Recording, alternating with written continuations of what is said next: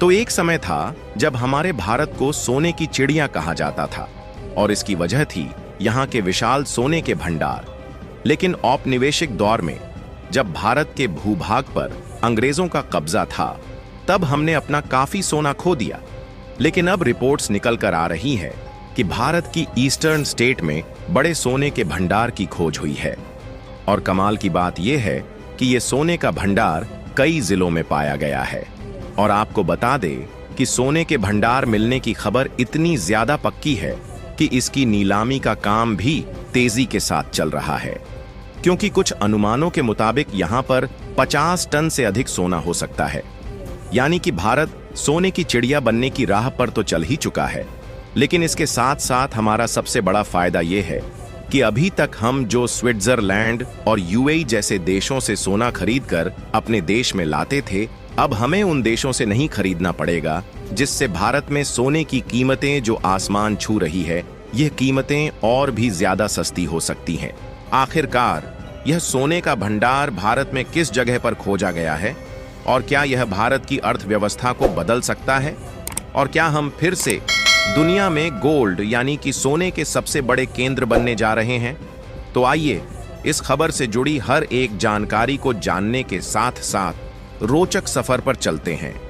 लेकिन आगे बढ़ने से पहले भारत में बहुत बड़े सोने के भंडार की खोज हो चुकी है, उसके लिए वीडियो को एक लाइक करके चैनल को सब्सक्राइब जरूर कर लीजिए, क्योंकि यह आपके लिए तो 1 सेकंड का काम है, लेकिन इससे हमारी काफी बड़ी मदद होती है। दरअसल देखा जाए तो हाल ही में गोल्ड यानी कि सोने की कीमतें दिन पर दिन बढ़ती जा रही हैं। लेकिन अगर पूछा जाए कि ऐसा क्यों हो रहा है, तो इसके अनेकों कारण हैं। लेकिन इसका जो सबसे बड़ा कारण है वह यह है कि फिलहाल के समय में कई देशों के बीच का आपसी तनाव बढ़ता जा रहा है और कुछ देशों में तो पिछले कई सालों से लगातार युद्ध चल रहा है। लेकिन इसी बीच अमेरिका में ट्रंप के आने के बाद अलग अलग देशों के प्रोडक्ट पर टैरिफ और इंपोर्ट ड्यूटी लगाना शुरू किया है। इसके बाद हथियारों से नहीं बल्कि व्यापार से चलने वाला ट्रेड वॉर शुरू हो गया और नतीजतन दुनिया भर के बाजार का माहौल और भी ज्यादा गर्म हो चुका है, जिसके कारण हम देख रहे हैं कि भारतीय रुपया हो या फिर ईरान का रियाल हो या फिर वियतनाम, इंडोनेशिया और तुर्की जैसे देशों की ही करेंसीज क्यों ना हो, यह सब लगातार नीचे की ओर जा रही है। यहां तक कि डॉलर की भी स्थितियां बहुत ही ज्यादा खराब चल रही हैं। इसके अलावा कई बड़ी अर्थव्यवस्था वाले देशों की भी मुद्राएं डूब रही हैं। इसलिए हो यह रहा है कि विदेशी इन्वेस्टर हो या फिर विदेश की बड़ी बड़ी बैंक, यह सब अपना पैसा सोने में लगा रहे हैं और सोने को तेजी के साथ खरीद रहे हैं, क्योंकि सोने को सबसे सुरक्षित इन्वेस्टमेंट माना जाता है और सोने में लगाया गया पैसा कभी डूबता नहीं है। इसी कारण माहौल कुछ ऐसा बन गया है कि सोने की डिमांड बढ़ गई है, जिसके कारण इसकी कीमत दिन पर दिन आसमान की ऊंचाइयों की ओर जा रही है। और इसी बीच भारत भी लपेटा जा रहा है, क्योंकि भारत भी दूसरे देशों से सोना खरीदने पर डिपेंडेंट है। और यह बात हम सभी जानते हैं कि कभी भारत को सोने की चिड़िया कहा जाता था और उसकी वजह थी यहाँ के समृद्ध खजाने और विशाल सोने के भंडार। लेकिन औपनिवेशिक काल में अंग्रेजों और दूसरे विदेशी आक्रांताओं ने भारत का बहुमूल्य सोना लूट लिया।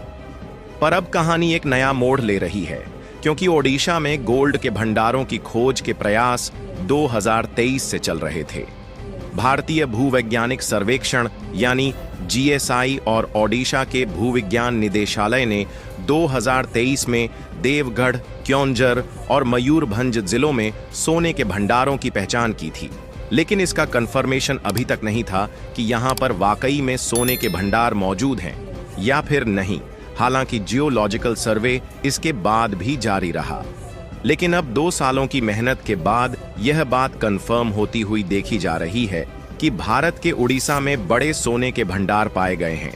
यह खोज भारत की अर्थव्यवस्था और सोने की निर्भरता को पूरी तरह से बदल सकती है, क्योंकि भारत में सोना सिर्फ एक धातु नहीं बल्कि संस्कृति, परंपरा और अर्थव्यवस्था से जुड़ा एक अहम हिस्सा है। प्राचीन काल से ही भारत के मंदिरों में सोने का विशाल भंडार रहा है। साथ ही व्यक्तिगत निवेश और बचत के लिए भारतीय परिवारों में सोने को प्राथमिकता दी जाती है। फिलहाल ताजा रिपोर्ट के अनुसार ओडिशा के सुंदरगढ़, नबरंगपुर, अंगुल और कोरापुट जिलों में बड़े सोने के भंडार मिले हैं। बताया जा रहा है कि देवगढ़ जिले में पहली बार सोने की खदान की नीलामी की जाएगी, जो कि भारत में अब तक मिले सबसे बड़े सोने के भंडार में से एक है। लेकिन इस खोज के बाद यह सवाल उठ रहा है कि क्या भारत अब सोने के मामले में आत्मनिर्भर बन सकता है? तो इसे समझने के लिए हमारी बातों पर ध्यान दीजिए। देखिए, वर्तमान में भारत आरबीआई के पास 876 टन का गोल्ड रिजर्व है, जो दुनिया में 8वें स्थान पर आता है।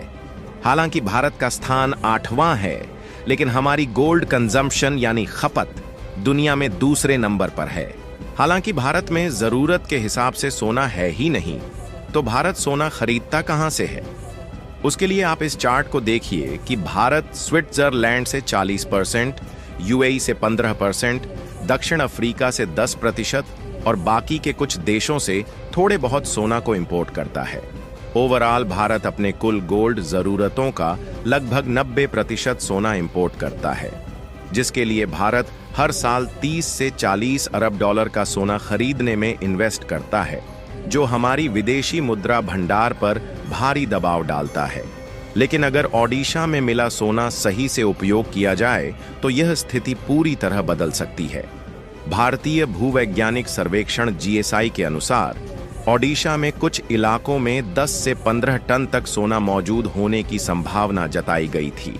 कर्नाटक और आंध्र प्रदेश की खदानों में लगभग 17 से 20 टन सोना सालाना निकाला जाता है। तो अगर ओडिशा की खदानें भी अच्छी निकलीं तो यह उत्पादन बढ़ सकता है। अगर हम पुराने अनुमानों और भारत में अन्य जगहों पर मिले सोने की तुलना करें तो ओडिशा में हाल ही में मिले भंडार से कम 15 से 25 टन सोना मिलने की संभावना हो सकती है। हालांकि अगर विस्तृत सर्वे में उच्च गुणवत्ता वाला भंडार मिलता है तो यह आंकड़ा 50 टन या उससे अधिक भी हो सकता है। लेकिन अभी भी यहां पर सर्वेक्षण चल रहा है और आधिकारिक रूप से सोने की मात्रा का सटीक आंकड़ा नहीं बताया गया है। फिलहाल अगर ओडिशा में अच्छी मात्रा में सोना निकला तो इससे सोने के इंपोर्ट में कमी आ सकती है और विदेशी मुद्रा की बचत होगी, क्योंकि भारत हर साल 800 से 900 टन के आसपास गोल्ड दूसरे देशों से इंपोर्ट करता है। इसके अलावा सरकार इस सोने को नीलामी के जरिए उद्योगों और ज्वेलरी सेक्टर को उपलब्ध करा सकती है, जिससे व्यापार को बढ़ावा मिलेगा। व्यापार बढ़ने से भारत की इकोनॉमी और जीडीपी काफी ज्यादा मजबूत हो सकती है, क्योंकि देखा जाए तो भारत में अनेकों प्रकार की ज्वेलरी यानी कि आभूषण बनाने वाली काफी सारी इंडस्ट्रीज है, जो कि दूसरे देशों से सोना, चांदी और बाकी के कीमती धातुओं को इंपोर्ट करती है और भारत में एक नए आभूषण का आकार देकर भारत की लोकल मार्केट में बेचने के साथ साथ दूसरे देशों में भी एक्सपोर्ट करती है, जहां भारत के द्वारा हर साल जेम्स और ज्वेलरी एक्सपोर्ट करने का आंकड़ा 20 बिलियन डॉलर को पार कर जाता है, जिसमें यूएई, अमेरिका, सिंगापुर, रसिया, हांगकांग और चीन जैसे देश भी बड़ी मात्रा में भारत से जेम्स एंड ज्वेलरी को खरीदते हैं। अगर भारत सही मात्रा में सोने को निकाल पाता है तो इसका प्रोडक्शन बढ़ने से भारत में न सिर्फ सोना सस्ता हो सकता है, बल्कि इसके इस्तेमाल से बनने वाले आभूषणों को दूसरे देशों में एक्सपोर्ट करके अपनी इकोनॉमी और जीडीपी को हम और भी ज्यादा बढ़ा सकते हैं। बाकी आप लोग इस बात की दुआएं कमेंट बॉक्स में जरूर करें कि उड़ीसा की धरती से सोना निकालने में भारत को सफलता मिल पाए, और इस वीडियो को एक लाइक करके अपने मित्रों तक शेयर जरूर करें ताकि उन्हें भी जानकारी मिल सके। इसी तरह और भी नॉलेजेबल वीडियो देखने के लिए चैनल को सब्सक्राइब करके बेल आइकन को ऑल पर जरूर सेलेक्ट करें। जय श्री राम।